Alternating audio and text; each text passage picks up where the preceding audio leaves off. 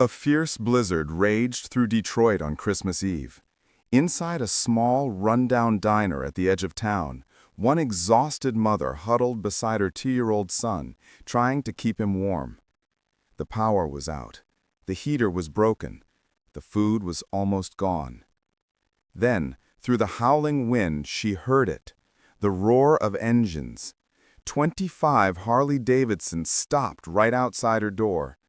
When she opened it, she never imagined her act of kindness that night would summon over 1,500 roaring motorcycles just 3 days later, and change not only her life, but an entire community forever. Before we go back to the beginning, tell me in the comments, where are you watching from? And don't forget to subscribe, because tomorrow's story is something special. The clock on the cracked diner wall read 3:47 a.m. Keisha Williams finally allowed herself to sit down. Her calloused hands trembled as she counted the last of her money, $7.32. That was all that stood between her 2-year-old son Marcus and an empty belly by morning. At just 32, Keisha looked older, not from years, but from struggle. Her once bright skin had faded, her spirit worn thin by double shifts and broken dreams.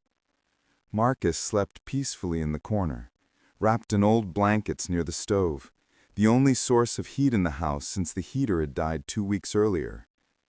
Keisha watched him breathe and whispered, "Mama's here, baby." Her world had grown small. One dim kitchen, one flickering bulb, and one fragile hope that somehow tomorrow would be better. Then her phone buzzed. It was a text from her cleaning job manager. "Don't bother coming in tomorrow. We're letting you go. Customers complained your kid cried too much." Keisha stared at the screen in disbelief. That was her 3rd job lost in 2 months. The laundromat had fired her when Marcus got sick. The diner let her go when she fell asleep on her shift after working 18 hours straight. She whispered to herself, "How am I supposed to work if no one will watch him?" Her mother, the only person who ever helped, had passed away 3 years ago, and with her went the last thread of comfort. That night, her mother's words echoed in her mind. "Keisha, baby, remember your grandma's fried chicken recipe. One day when times get tough, that recipe might just save you." She opened the old wooden cabinet and found the box of handwritten recipes, the yellowed cards her mother had filled with care and hope. Maybe it was foolish. Maybe it was desperate. But Keisha decided to try.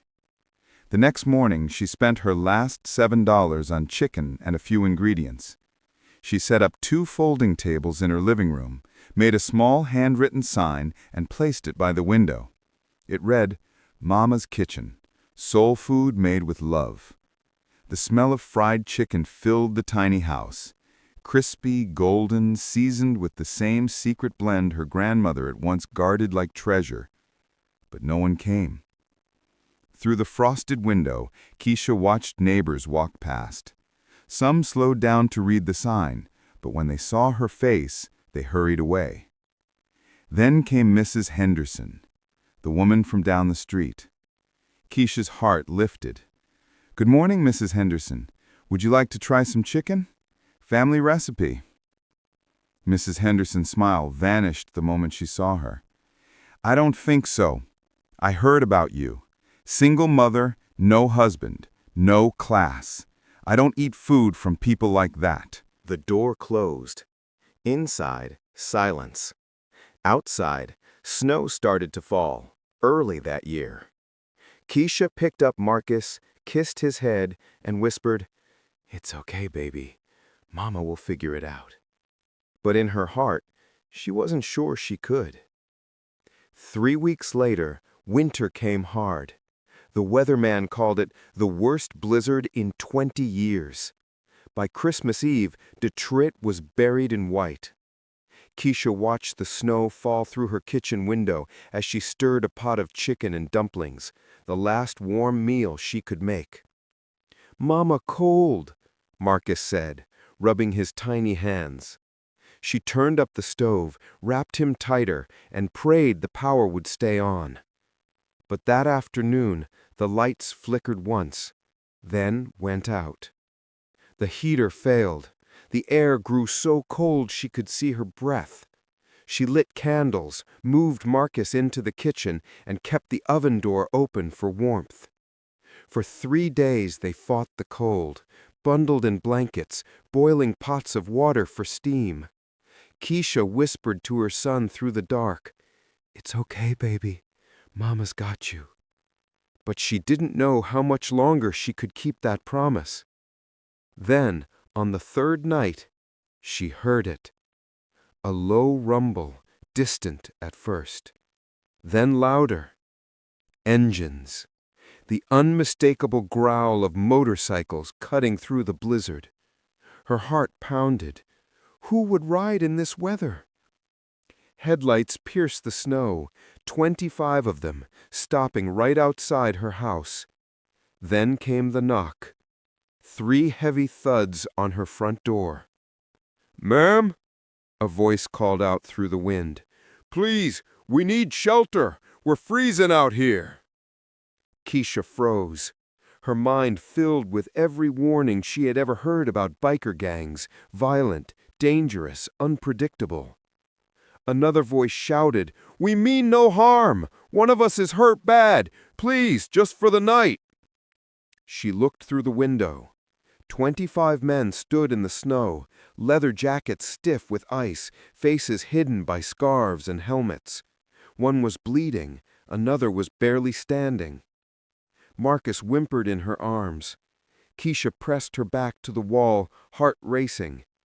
Then she heard her mother's voice again, clear as day. "When someone's in trouble, you help them, baby girl. Doesn't matter what they look like. The good you give comes back tenfold." Keisha looked down at her son, his eyes wide, trusting, waiting for her to choose. She took a deep breath and turned the doorknob. The cold wind blasted inside, carrying snow and the smell of gasoline. The man in front, tall, bearded, with eyes tired from the road, stepped forward. "Ma'am, we're not here for trouble. My buddy's hurt. Can we stay till morning?" Keisha hesitated, then nodded. "Come in, all of you." One by one, the bikers entered her tiny diner.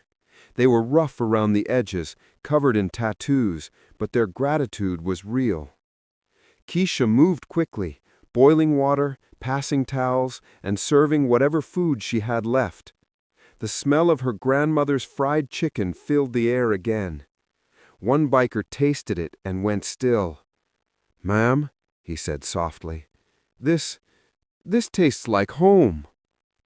They ate together, laughed, shared stories, and for the first time in months, Keisha's house was filled with warmth, not from the stove, but from hearts thawing in the middle of a blizzard. By morning, the storm had passed. The bikers thanked her, repaired her broken heater, and left a small envelope on the counter before riding away. Inside was a note and $1,000 in cash. The note read, "For the woman who opened her door when nobody else would, you reminded us what kindness looks like. The Hells Angels of Detroit." Keisha cried harder than she ever had, not from sadness, but from something she hadn't felt in years: hope.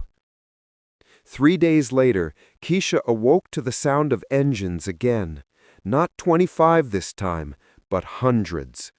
She ran to her window. The street was lined with motorcycles, stretching as far as she could see. Men and women in leather jackets, carrying food, gifts, heaters, and supplies. Over 1,500 bikers had come. They filled her yard, her street, her diner. They repaired her roof, restocked her kitchen, and handed her the keys to a brand new restaurant sign that read, "Mama's Kitchen, home of the Angels Fried Chicken." When she asked why, the leader smiled and said, "You opened your door to us when nobody else would. Now the whole brotherhood's opening theirs to you." Keisha stood on her porch, tears streaming down her face, Marcus in her arms, watching as hundreds of people came together, all because of one simple act of kindness. That winter, Mama's kitchen became a community landmark. Every Christmas since, the Hells Angels ride through Detroit with food and gifts for families in need, all in honor of the woman who believed that helping a stranger could change the world. So remember this: you never know how far one act of kindness can travel. Keisha opened her door, and in doing so, she opened thousands of hearts.